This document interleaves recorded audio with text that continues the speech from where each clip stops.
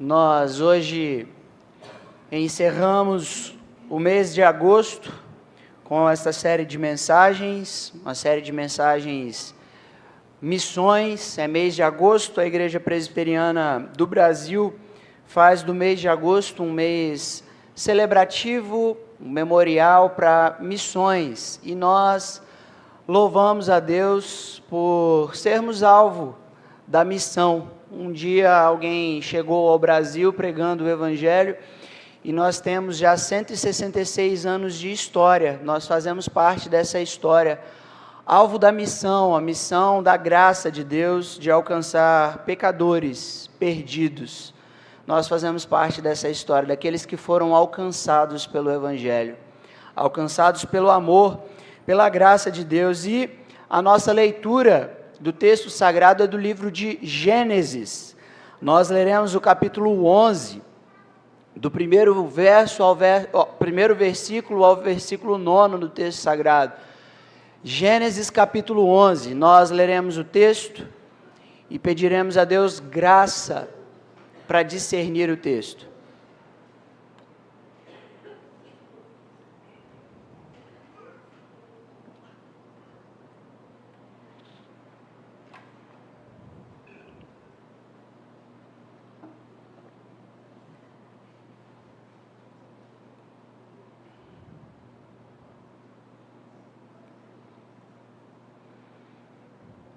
Gênesis capítulo 11, nós leremos do primeiro versículo ao versículo 9. E então pediremos a Deus graça para interpretar a palavra, o texto sagrado. Está escrito: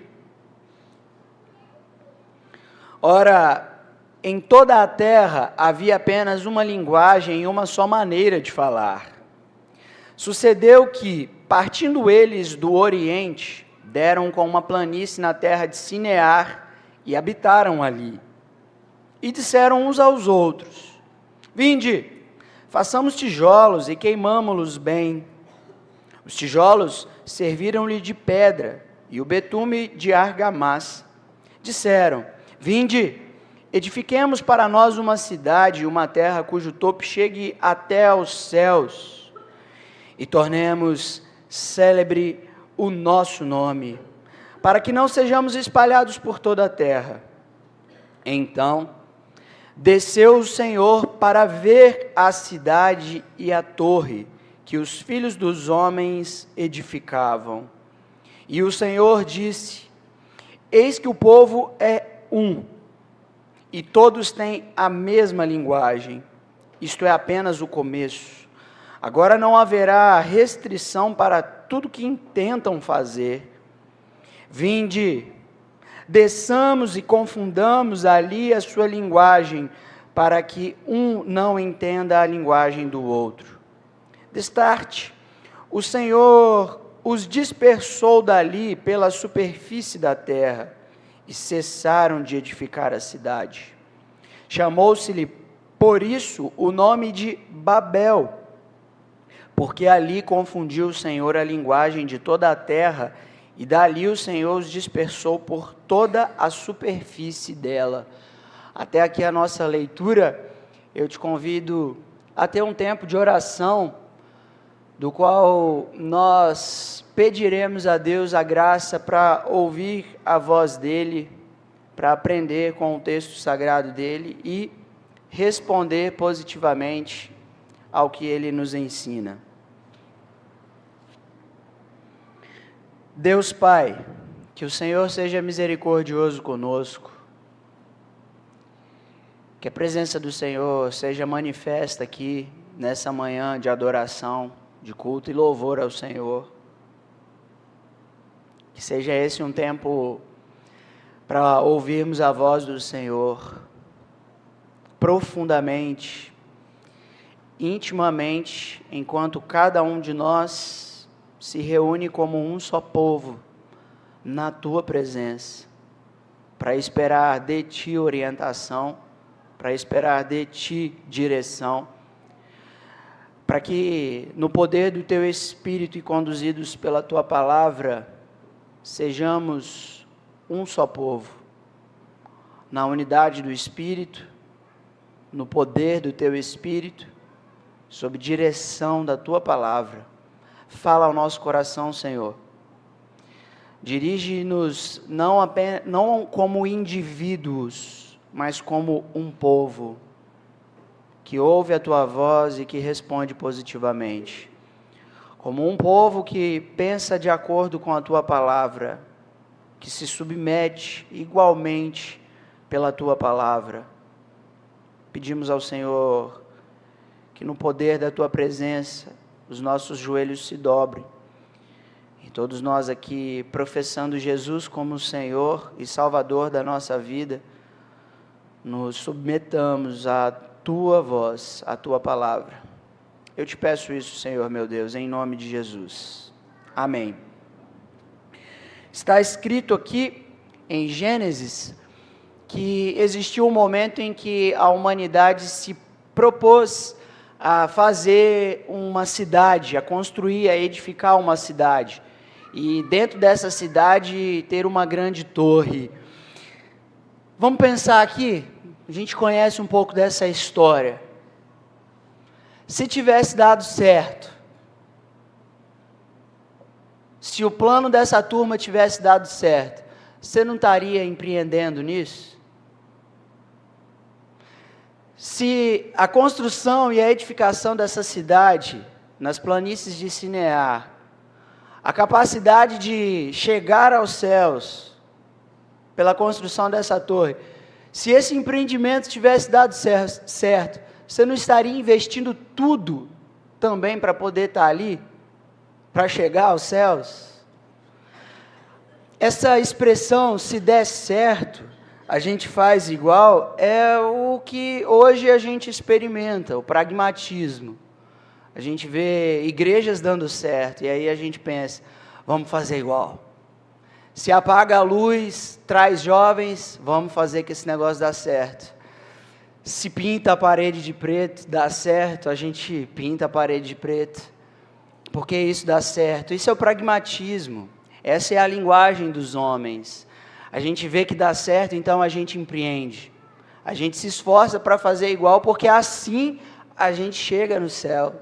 Assim a gente constrói uma cidade, a gente se sente seguro, e aí então a gente chega lá, no topo do mundo, e a gente torna o nosso nome célebre, famoso. O que a humanidade empreendeu e ela desejou naquele momento era segurança, uma cidade onde tivesse todo mundo reunido e uma torre que fosse possível chegar aos céus. Essa é a ideia da salvação aqui no texto em Gênesis. A humanidade queria se livrar de todo o fardo. Lembra que em Gênesis capítulo 3, o Senhor Deus impôs um fardo sobre a humanidade que pecou contra Ele? A humanidade quer se livrar disso. Ela quer, portanto, salvação. A humanidade está em busca da salvação. E o pragmatismo diz que se funciona, a gente vai correr atrás para fazer dar certo também para a gente. Só que na teologia não é assim.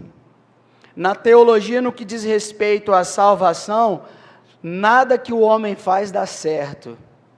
Aquelas fórmulas todas, sabe, do tipo, vamos te batizar para você deixar de ser pagão. Aquelas coisas todas, faça o bem que Deus vai te dar algo melhor. Dê o seu dízimo que Deus vai te dar em dobro, vai te dar coisas maiores. Essas coisas não dão certo na teologia.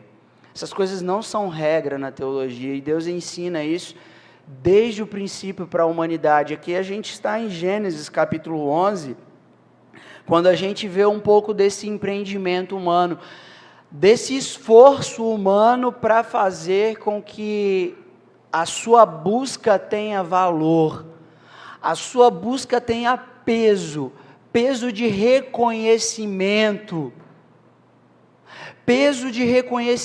e honra, mérito, portanto. Mas a gente vê com as Escrituras que isso não funciona na humanidade caída. Por isso o tema da nossa mensagem hoje é somente glória a Deus. A gente costuma falar glória a Deus na igreja, na presbiteriana não tanto, né? Mas glória a Deus é um termo correto e acertado para os crentes. Dar glória somente a Deus. porque todo o nosso empreendimento, na verdade, não tem peso nenhum. A palavra glória ou honra, que nós até comentamos no 5º mandamento, que a gente encontra, honra o teu pai e tua mãe, essa palavra, glória, honra, ela significa peso, significa valor. Então, quando nós atribuímos glória a Deus, não é só uma expressão de hábito crentez, do nosso evangelicalês, a nossa linguagem de gueto religioso. Não, glória a Deus, nós estamos atribuindo todo o peso, todo o valor, todo o merecimento de reconhecimento, de honra a Deus. Então, somente a Deus glória, ou glória somente a Deus, nós estamos atribuindo todo o peso, todo o valor a Deus. O que significa dizer que homem nenhum tem peso ou valor no que diz respeito à sua salvação. Homem nenhum participa, contribui na construção de uma vida para a qual ele será salvo, para a qual ele receberá a eternidade. A gente tem falado disso aqui ao longo desse mês de agosto. A gente falou que é somente pela Escritura, a gente falou que é somente pela fé, somente pela graça, somente Cristo. A gente está atribuindo a palavra de Deus, a fé como um dom recebido de Deus, a graça como a manifestação do próprio Deus. A gente está falando que somente Cristo, porque as obras do homem não são suficientes para atribuir a Ele esse dom da salvação, somente Deus. Por isso, somente glória a Deus. E num tempo de pragmatismo, onde o homem se empenha, o homem se esforça, a gente precisa lembrar que todo o nosso trabalho, como foi dito pelo profeta Isaías, todo o nosso esforço, toda a nossa boa obra, diante de um Deus que é glorioso, santo, santo, santo, é trapo de imundícia. Então, homem nenhum se gloria diante de Deus. Por isso, todo joelho se dobrará, toda língua confessará que só Jesus Cristo é Senhor, como nós cantamos nesta manhã.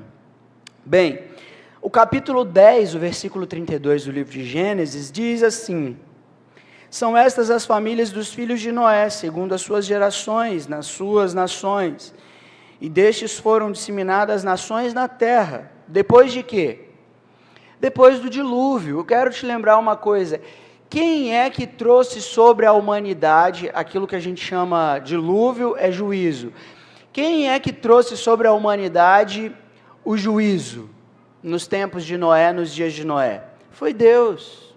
A pergunta que a gente faz é: quem pôde resistir ao juízo de Deus nos dias de Noé? Ninguém, senão aqueles a quem Deus mostrou graça.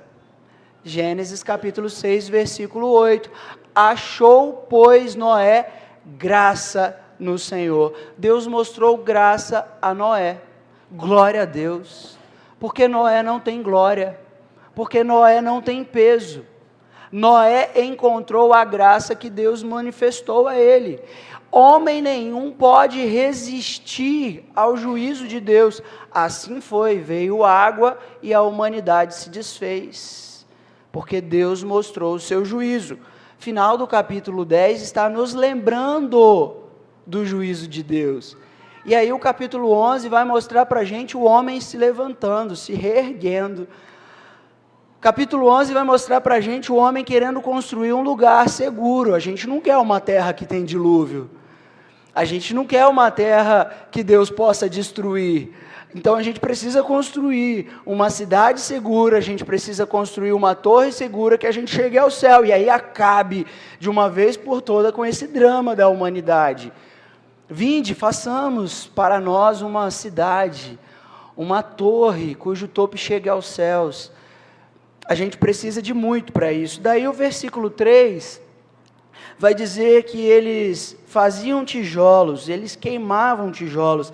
A palavra do hebraico aqui para traduzir façamos tijolos é a mesma palavra que se usa no texto hebraico para traduzir a palavra de purificação, tornar algo branco. O homem estava querendo se purificar, por isso ele estava queimando esses tijolos. Isso aqui, na verdade, é um culto que está acontecendo.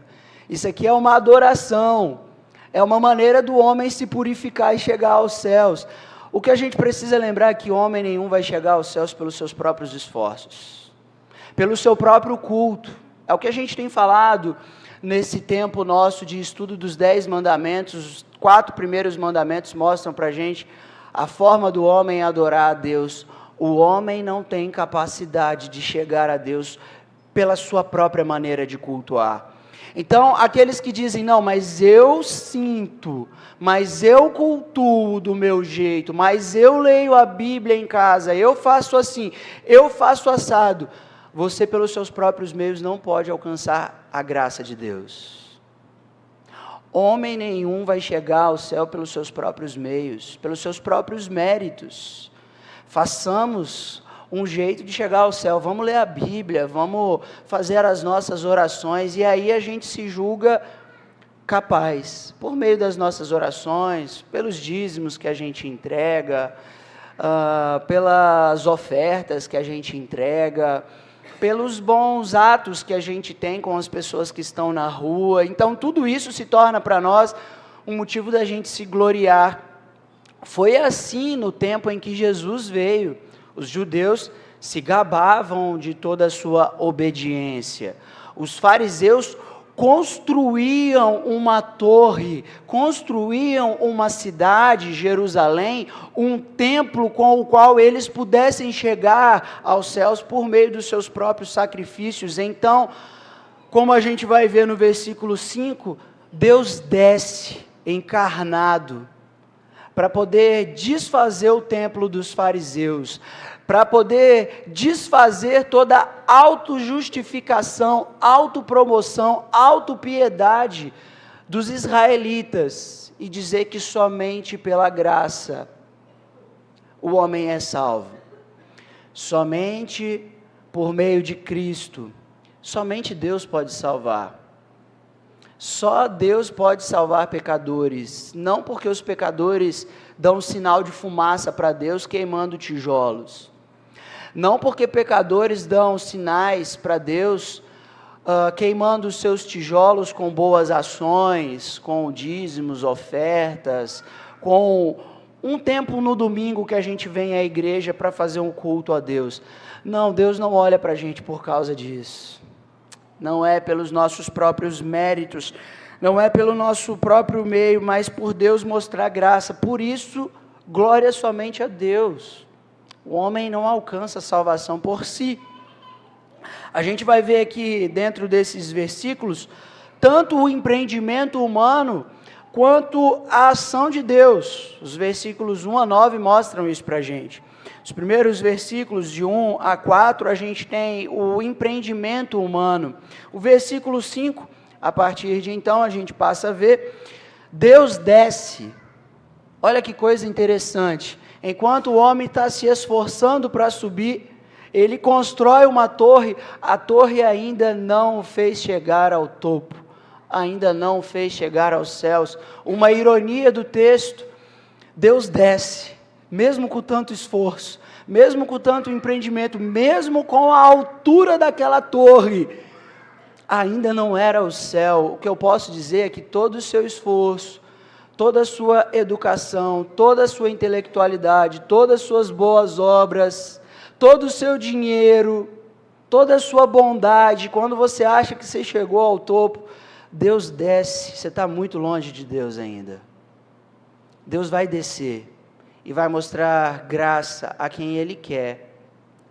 E aí o texto vai mostrar que Deus então desce.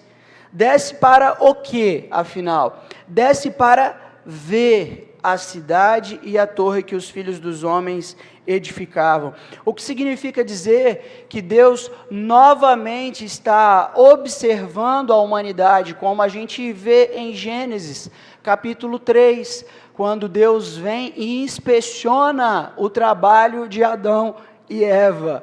Quando ele vem no jardim no final da tarde, e ele vê o que Adão e Eva haviam feito.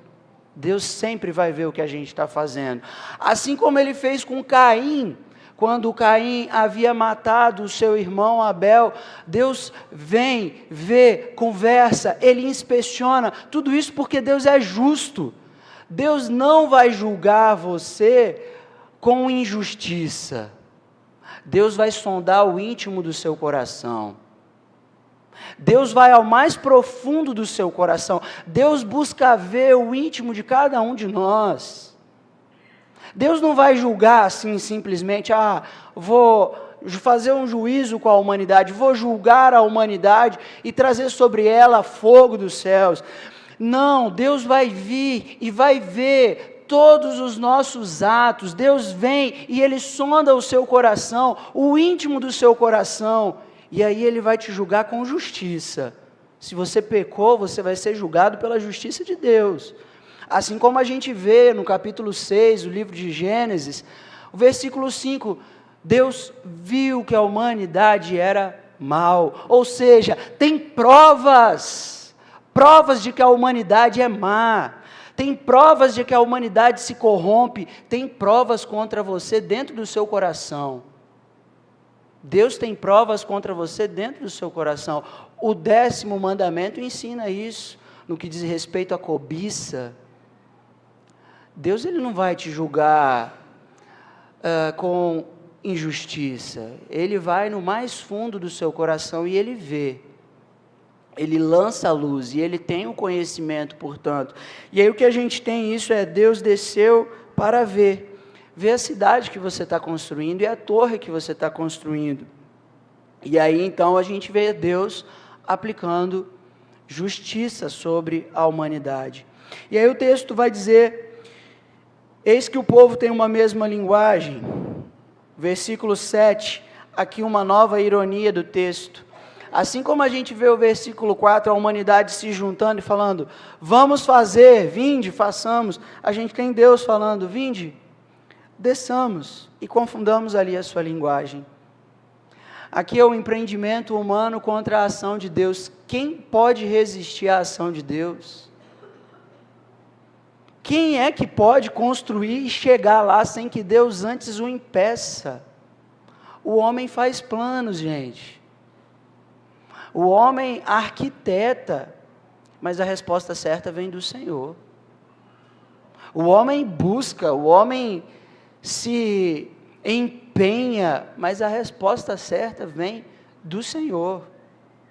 O texto diz que veio o Senhor, confundiu ali a linguagem, eles já não se entendiam, o Senhor dispersou, o versículo 8 vai mostrar para a gente o quê? E eles cessaram de edificar a cidade. O homem não pode contra Deus.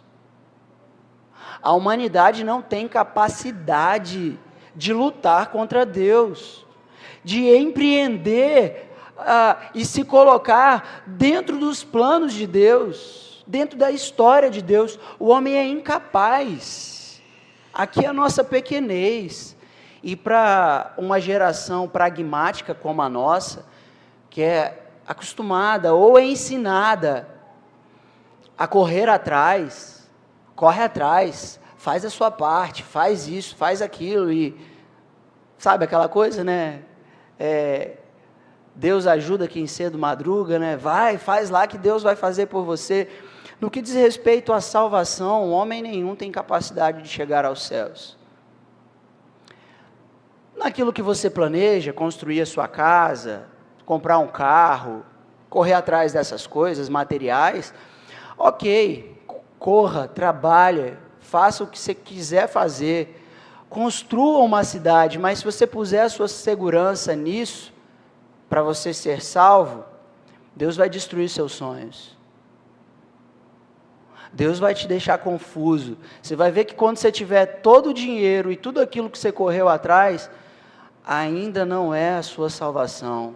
Ainda vai faltar paz para o seu coração. Que grande confusão, que terror. O homem que busca, o homem que enche a sua despensa de comida para não passar dificuldade, o homem que paga o seu plano de saúde, o homem que faz muito para se sentir seguro, vem algo e o coração dele está desesperado. O que é isso senão Deus querendo mostrar que a sua confiança está no lugar errado? Que a sua salvação não pode vir destas coisas, não pode vir dos seus próprios atos e dos seus próprios esforços. O peso da glória, o valor e a honra para a salvação do homem consiste em Deus mostrar graça para salvar pecadores, dando o seu Filho Jesus Cristo. Somente quando então a gente tem Deus, veja, a gente tem em Gênesis capítulo 11, esse empreendimento humano. O capítulo 12, Deus começa a mostrar o seu empreendimento para a salvação, quando Ele chama Abraão, e Ele diz que Ele fará de Abraão uma grande nação, de que Ele abençoará Abraão, e que Ele tornará o nome de Abraão famoso. Veja, é Ele que vai fazer o nome de Abraão salvo. Não é Abraão com os seus próprios meios, não é Abraão com o seu próprio esforço, mas é o próprio Deus se revelando, mostrando graça a Abraão. Assim é com a gente. É quando a gente olha para a história, a narrativa vai mostrar para nós, novamente, os judeus confiando no templo. O templo que Davi havia construído. Então Deus vem para destruir o templo. Deus desce de novo, agora encarnado, no seu Filho Jesus Cristo. E a maneira de Deus confundir o homem consiste em Deus encarnado morrer numa cruz, ser crucificado e ao terceiro dia ressuscitar. Homens se tornam confusos com essa história, porque é somente por meio dela que o homem é salvo. Mas é somente pela fé em Jesus Cristo? Sim. O apóstolo Paulo vai dizer na carta aos Coríntios que para alguns isso é escândalo, para outros isso é loucura. Na carta aos Romanos ele vai dizer, eu não me envergonho, porque essa é a maneira de Deus salvar pecadores, é o poder de Deus manifesto em homens que buscam a salvação pela lei, pela sua própria obediência, pelos seus próprios méritos. Mas Deus veio mostrar por meio de Cristo que homem nenhum consegue chegar aos céus, senão pela graça, senão pelo poder dele, por ele mostrar graça. Então, no que diz respeito à salvação, não depende de você. Paulo vai dizer isso na carta aos Romanos, se você puder abrir comigo, Paulo aos Romanos, no capítulo 9,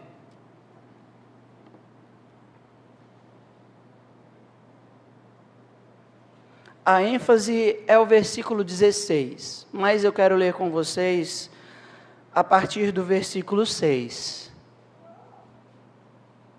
Romanos, capítulo 9, está escrito, e não pensemos que a palavra de Deus haja falhado, porque nem todos os de Israel são de fato israelitas, nem por serem descendentes de Abraão são todos seus filhos, mas em Isaque será chamada a tua descendência, isto é, estes filhos de Deus não são propriamente os da carne, mas devem ser considerados como descendência, os filhos da promessa, porque a palavra da promessa é esta, por esse tempo virei e Sara terá um filho, e não ela somente, mas também Rebeca, ao conceber de um só Isaque, nosso pai.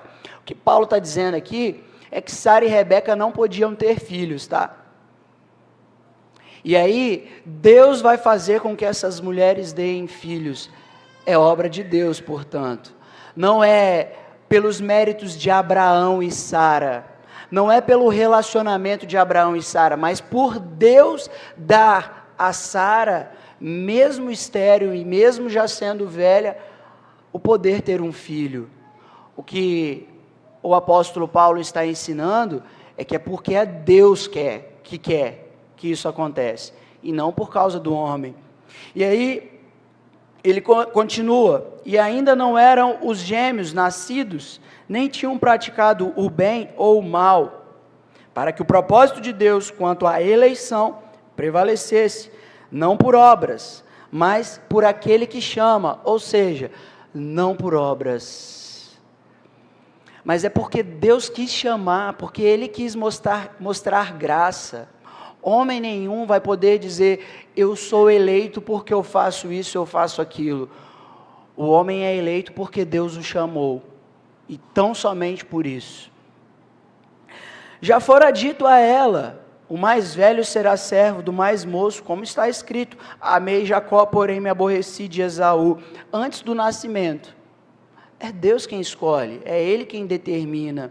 E aí o texto vai dizer, que diremos, pois? Talvez você esteja se perguntando ao longo dessa mensagem. E aí Paulo, numa construção lógica, ele faz essa pergunta, porque era natural que os romanos a fizessem. Que diremos, pois, a injustiça da parte de Deus? Talvez você esteja perguntando, mas aí Deus é injusto, se eu não posso fazer nada, se... Paulo está fazendo essa mesma pergunta, está numa construção lógica dizendo, os romanos vão fazer essa pergunta, e ele responde, de modo nenhum, Deus não é injusto, pois ele diz a Moisés, terei misericórdia de quem me aprouver ter misericórdia, e compadecer-me-ei de quem me aprouver ter compaixão. Versículo 16, assim pois não depende de quem quer ou de quem corre, mas de usar Deus a sua misericórdia. Não depende de você a salvação, não depende de mim, não depende de nós, mas somente Deus ter misericórdia. Portanto, no que diz respeito à salvação, o Salmo 46 vai ser o texto para você refletir durante a semana. Salmo 46, eu lerei apenas os versos 8 a 10, mas você vai poder meditar nesse Salmo, Salmo 46, ao longo da semana, aquele que diz, Deus é o nosso refúgio e fortaleza, socorro bem presente. Lembra? Deus é a sua fortaleza, Deus é o seu socorro. Não pode ser os seus bens materiais, não pode ser a sua saúde, não pode ser as suas boas obras, somente Deus vai ser o seu lugar de segurança. E aí os versículos 8 a 10 dizem assim, vinde, lembra de Gênesis, capítulo 11, aqui a gente está sendo chamado a contemplar os feitos de Deus, e não os nossos feitos na igreja. A gente não reúne para falar do que a gente fez de bom durante a semana, a gente não se reúne para se gloriar, a gente se reúne para contemplar a glória de Deus. Então, verso 8, contemplai as obras do Senhor, que assolações efetuou na terra. Ele põe termo à guerra, até os confins do mundo, quebra o arco e despedaça a lança, queima os carros do fogo. Aqui, meu irmão, minha irmã, aquietai-vos e sabei que eu sou Deus, sou exaltado entre as nações, sou exaltado na terra.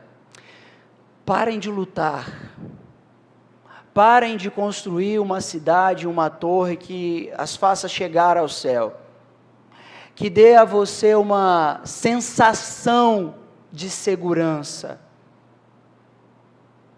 Aquiete-se, saiba que Ele é Deus, deixa Ele ser a sua segurança, deixa Ele ser o seu socorro, e ainda que a morte chegue à sua tenda, ainda que os dias maus cheguem à sua tenda, ainda assim a sua casa não será abalada, ainda assim você terá paz, vida e gozo eterno, porque o eterno se tornou a sua segurança, porque Ele mostrou graça à sua vida, porque Ele manifestou misericórdia e favor a você. Nada pode te separar do amor de Deus, nada pode te separar daquele que desceu, encarnado, morreu, ressuscitou ao terceiro dia, e se tornou para você a pedra, a rocha angular, para que a sua vida seja construída em Deus e para Deus, não pelos seus méritos, mas pelos méritos de Jesus. Se você pudesse, coloque de pé para a gente orar ao Senhor.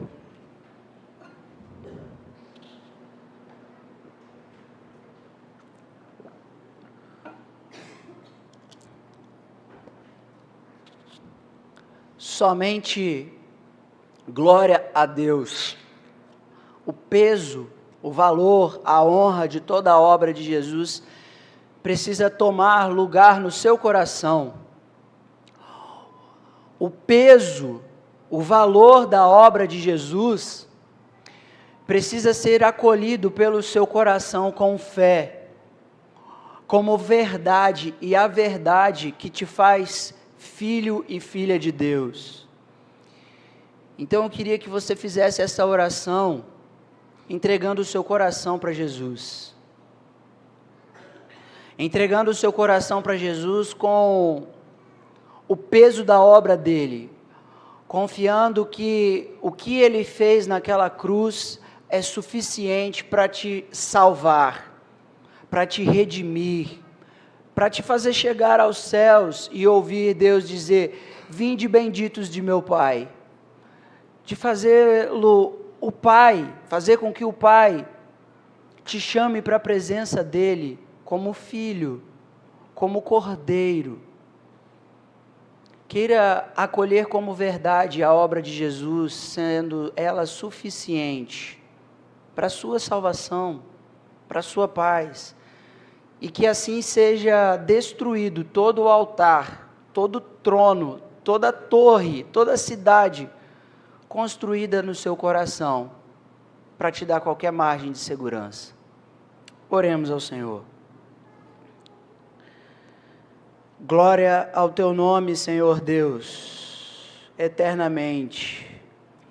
O peso do teu nome, o peso da tua glória, esmaga a criação, esmaga a criatura, porque não há quem possa suportar a presença gloriosa do Senhor, não há quem possa resistir à presença gloriosa do Senhor, que é o homem para confiar em suas próprias obras, que é o homem, Senhor, para querer construir um lugar de segurança. Qual lugar é seguro nessa terra? Quem é que pode dar segurança a essa terra? Se por tua palavra o Senhor desfaz todas as coisas, se por tua palavra o Senhor esmiuça a pedra, o Senhor põe fim à guerra, o Senhor queima os carros de guerra, o Senhor é Deus, não há ninguém como o Senhor. E aqui, Senhor Deus, contemplando os teus feitos e reconhecendo que o Senhor é Deus e que não há outro além de ti, nós pedimos humildemente: tenha misericórdia de nós, porque nós não podemos alcançar um lugar seguro por nós mesmos.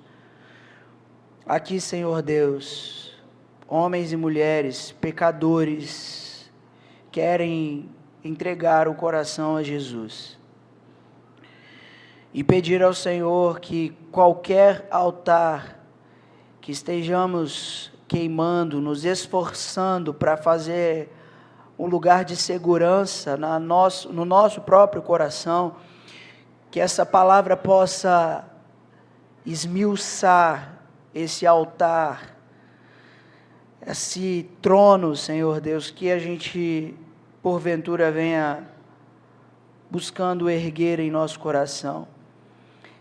Que o peso da glória da tua palavra faça com que seja esmiuçado, e agora no poder do Espírito Santo a gente possa entender a língua do Senhor, a palavra do Senhor, como digna de confiança, e acolher em nosso coração a verdade de Jesus Cristo, como aquele que veio, encarnou, e que, vendo todos os nossos atos de injustiça, fez-se justiça no nosso lugar, tomando a cruz pelos nossos pecados.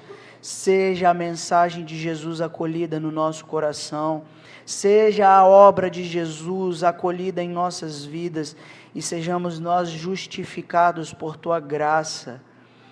E essa fé, Senhor Deus, com a qual nós recebemos Jesus em nosso coração, é o dom que o Senhor nos dá para dizer glória enquanto contemplamos os Teus feitos. É o que nos faz, Deus, viver uma vida que glorifica o nome do Senhor pelos Teus feitos, os feitos do Senhor na nossa vida, nessa igreja e o que está escrito. Pai, por favor, conduza-nos por Tua glória e para a Tua glória. É a oração que eu faço junto dos meus irmãos em nome de Jesus. Amém. Meus irmãos, recebam a bênção, que a graça do Senhor Jesus, o amor de Deus e a comunhão com o Espírito Santo seja com a vida de vocês, com o lar de vocês, com os familiares de vocês, com o povo de Deus espalhado sobre toda a terra, até que o Senhor Jesus venha e naquele dia Ele nos encontre fiéis. Amém.